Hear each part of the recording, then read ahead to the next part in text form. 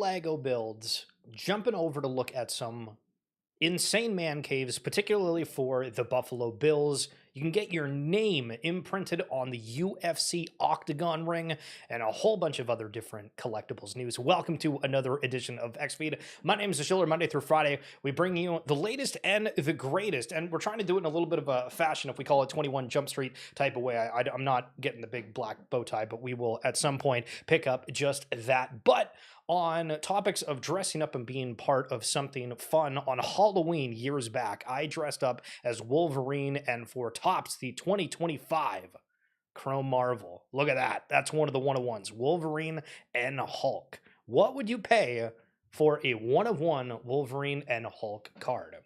And when was the last time that you went and take a look at the X account of Lego? It's got a great little cat up there on the top. It's got 1 million followers. Okay, phenomenal. And then you scroll down and their pin tweet, oddly enough, is from August 22nd of 2024. Well, that seems weird. Well, then it gets weirder because their actual last tweet period was September 12th of 2024. So we always talk about marketing and everything else under the sun, but why in the world is Lego not tweeted in over a year? Maybe that's kind of strange. Somebody should let them know. So let's jump into some of the craziest Lego builds that I was able to find. This one is Minas Tirith in The Lord of the Rings.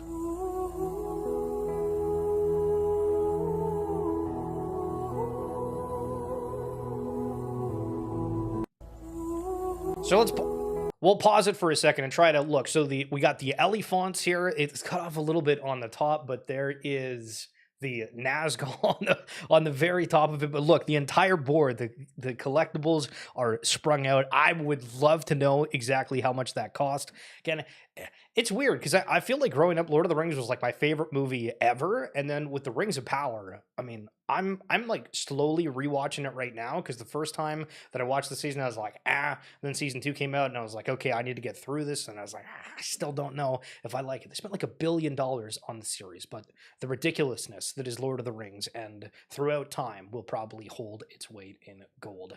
Moving over to Home Alone, I saw this from Tyler D.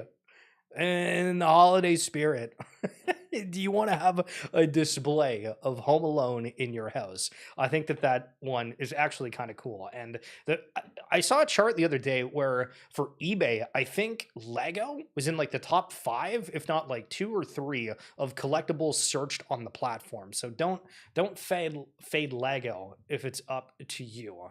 And then this Star Wars. I think this is the second one of like the newer one with Jar Jar Binks in it. I don't know the correct terminology we should use. This is my Lego Star Wars Battle of Geonosis mock. It's 15 feet long. There's over 250,000 Lego pieces. It's taken 2 years to build. Based off Star Wars The Clone Wars episodes Landing at Point Rain and Weapons Factory from Season 2. There's a full interior, like the generator room with Barriss and Ahsoka. Little Easter egg of Delta Squad there. A full motorized droid factory with multiple layers of conveyor belts. There's even a working motorized elevator by flipping this switch to get the Geonosians up to this next level. A fun Easter egg of Jango Fett brushing his hair, making sure he's looking good for battle. Garrisons of battle droids at the bottom. Over here we have the Geonosian catacombs that Barriss and Ahsoka have to make their way through. And there's also the entrance as well that they have to cut out from the trench. And then we have the Geonosian Queen with Luminara being held hostage. Over here we have Ki-Adi-Mundi with his flame troopers. Finally, we have a theater room to actually watch the Clone Wars episodes that this is based off of, with some great seating. And then of course we have the full-scale invasion battle with multiple gunships, dropships, and the UCS Venator. What an incredible endeavor, and I'm super happy with the final results. I love the ship hanging from the ceiling. I feel also like the mechanical with these things going across and then the elevator. We've looked at trading cards.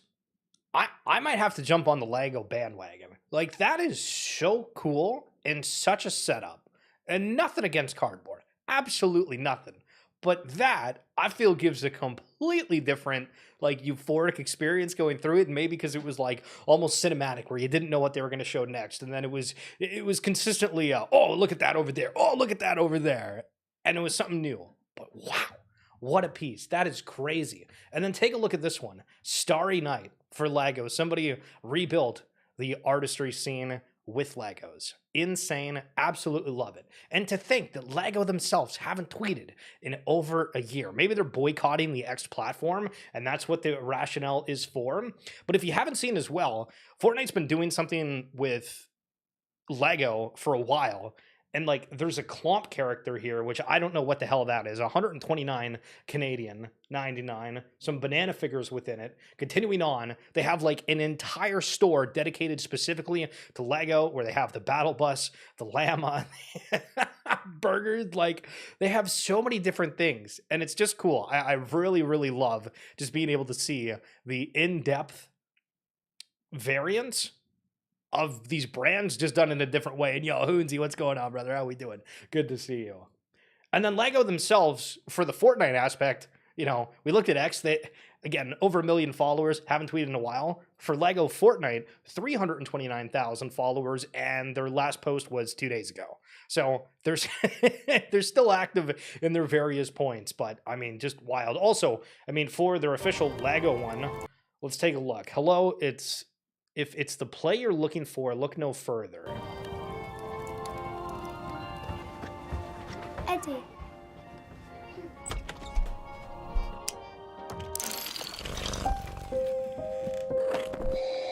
I've been alone with you inside my mind. In your dreams, you've stepped on me 1,000 times. We sometimes hear you late at night. You snore. Hello? Is it me you're looking for? We can see it in your smile. I can see it in your eyes. It's wild out to think of like how much they probably spent on these like various commercials. Like dragging these Legos around and everything else, but like, wow, crazy, crazy, crazy. And the fact that almost every single one of their videos has like 100,000 views is cuckoo banana pants.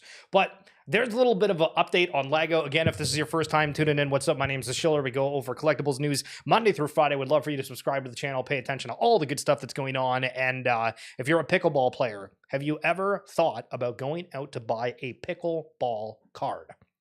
This person, you might see the Kabuto King, right? Where in the Pokemon landscape, they're going out and buying all these Kabuto cards. You're seeing the price soar. Every news outlet is covering it. But somebody is trying to do that exact same thing with Ben John's Pickleball rookie cards. Now, what's kind of cool about this is these cards are made by Leaf. You might be familiar with Topps, Upper Deck, etc. But Leaf is a different type of trading card where they also have signatures pretty much on all of their products. And one of the fun things is that I was able to actually do a recording with them the other day, and the podcast is hopefully going to be dropping tomorrow. But like this is an example where they have a whole bunch of different cards. You can see they do a lot within like the NIL, work with like high school athletes as well. And it's just it's one of those really kind of odd things. You're like, hold on, I didn't know that this product sort of existed. So we go down a massive rabbit hole. And that episode is going to be dropping tomorrow. If you're watching on YouTube, you can find the link for that in the description below, or if you're following on X, you can find that in my bio. But I'll give you a sneak peek within that conversation. The guy's name is CJ Breen, and he specifically said, you know, I pitched the idea of going to do pickleball, and they were like, you know, if you can figure out how to do pickleball, okay, sure. And it's like $1 million product, and they've had some crazy, crazy sales in pickleball and some of these niche things. I mean, if you've seen those Power Slap, they have cards for that. The bowling league, there are a whole bunch of other things, and it's really, really cool to see that product sort of come out. And for Topps, one of the maybe bit more well-known ones for the NBA Logoman cards. Apparently, they're dropping a gold series, or at least some gold cards amongst that. First time in their product's history, and that just makes me think of the guy that's like, I love gold. Phenomenal. And then the live unboxing here. Have you guys heard of Bear Brick before, or Pudgy Penguins? I came across this video where somebody was opening a Bear Brick Pudgy Penguin collectible. This is the 4. Hi guys, I flew all the way to Tokyo to be the Imagine flying all the way to Tokyo just for a collectible. Hell yeah. first to put my hands on the latest fabric Pudgy Penguins collectible. I'm so excited, and this will be my first fabric ever. So are you the first one to put your hands on that? We watched a Labubu Kucha-san one was the yesterday. Or excuse me, Friday. Are you the first one who sees the fabric in the store? No, someone was there before me. This is the tiny one, 100%. And this is the 4. I flew to Tokyo to buy the product and then just like smack it on the table. What are we doing? Oh my goodness. Like about this is that, you know, we launched it online and everything was gone in like 20 minutes. Sales is flying in from all over the world. And the only place that you can get it physically is in Japan and Tokyo. I felt like this is the most important historic moment for us because it's the first Web3 IP that made it to the biggest collectible company, especially in Tokyo, in Japan. Look at this. Wow. Look at that. It was like a dream come true, especially for Luca and Peter. It takes about like 2 years from where we started. We met a friend in Tokyo. We're talking about like how strong Pudgy Penguins community is, and he able to see how Web3 in Japan is built compared. I find it kind of interesting that they have like the Pudgy Penguin like faces as like the ears. You'd think like, oh yeah, you'd have normal ears, but it's just like more more faces on that. So we won't watch the entire thing, but there's a little bit of an example of what the Bear Brick and Pudgy Penguins collectible looks like. And then also there was a couple other ones that were shared at the Miami Art Week, the Van Eck Intern. If you happen to follow that account at all, they're tweeting an absolute ton. There is, I can't tell what this one is. The photo's kind of rough to see. Sugar. I know the name of it. I can't think of it off the top of my head. But yeah. It's like a specific, like, it's 2 Pudgy Penguins and they're like making them characters. If I remember, it's like Peaches and something, I think. There's just like the normal Pudgy Penguin and then the Bear Brick Penguin. So kind of neat to see those on a bigger scale. And then the Froot Loops bottles are the Froot Loop boxes and Doodles. Have you seen these ones before? I feel that packaging on everything. You know how in trading cards people buy boxes and then they just want to like keep them sealed simply for how they look? I feel that's sort of the same with the Froot Loops. I don't actually want to eat the product within it. I just want to keep the box. I just want to keep the box. So Pure Arts, have you guys, like, this was a name that I came across a little bit earlier and I was like, this feels super familiar. And then reading their caption, creating premium quality collectibles for the video games and movie industry since 2008. Makes me think of like Star Wars Battlefront, if you've ever played that game back in the day. But scrolling through just to check real quickly, I guess they just build all of the different movie IPs that are out there. Originally, I wanted to say that was Diablo, but that is Echo, whatever the heck Echo is. Oh, wait, is that League of Legends? Hey, look at that. That is League of Legends. Yo, Hoonsy. Hell yeah, brother. Maybe we got to play a little bit of League later. I don't know what the one under it is, but not too bad. Not too bad. And then a full display of Assassin's Creed. I remember playing Assassin's Creed Black Flag, and they have the, you know, like the sea shanties. If you want like a good time, just go on YouTube and type in Assassin's Creed Black Flag sea shanties and just full crank the music and pretend that you're at sea. Absolutely phenomenal. And I saw this from Oni Collectibles, excuse me, and they were just talking about how you can give the gift before Christmas and you can gift energy. And I was like, that's funny. Pokemon humor. Absolutely love it.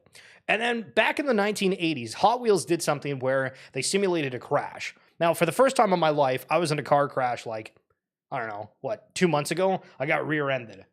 What an experience, first of all. Holy smokes. But maybe to commemorate that sort of a thing, we can go and buy the 1980s Hot Wheels that simulate a crash. Unreal. Things you never knew existed. And then Stranger Things. Did you know that Hot Wheels has been doing like a Stranger Things collab? Steve's car. Using Steve's car in Hot Wheels for Stranger Things. These collectibles are just getting better and better. And then the UFC Ultimate Fighter Championship. Did you know that they have an entire store for collectibles? And in specific, if you want, you can get your name inscribed on the canvas. Look at that, your name. Like if we look and see how it works, look at that. Imagine that Hoonsy's name is right there, or your name. How valuable would you consider that? And for these like name on canvases, $700, $1,000, $400, like, sheesh. Kind of expensive, but also one of those like really weird memorabilia things. It's like, you know what? That's kind of cool. And memorabilia items that are kind of cool throughout the world of NFL, specifically if you're a Buffalo Bills fan, check this one out.